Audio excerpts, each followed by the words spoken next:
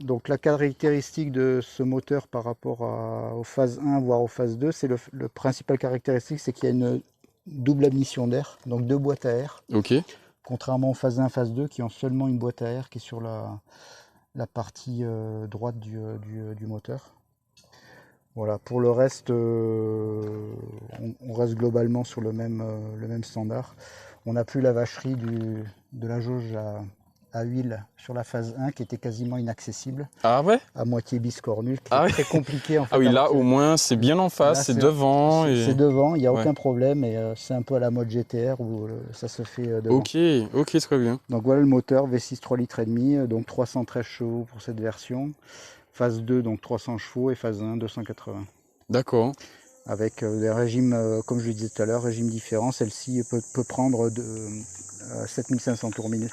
La 370 a des phares en boomerang, une D'accord. forme un peu comme un Nike en fait. Ok, je vois. Et la 350 c'est des phares pseudo-rectangulaires en fait, avec quelques formes particulières. D'accord.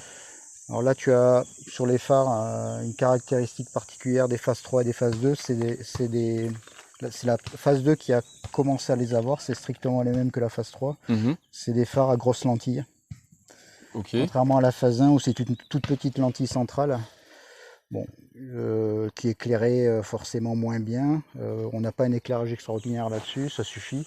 Ah oui, d'accord. Mais le fait d'avoir une grosse lentille a quand même facilité les choses. Et puis il est quand même extérieurement quand même beaucoup plus esthétique, je trouve, que Ok. celui de la C'est phase vrai 1. que c'est très joli, ouais. Quand ça ressort comme ça, c'est très joli.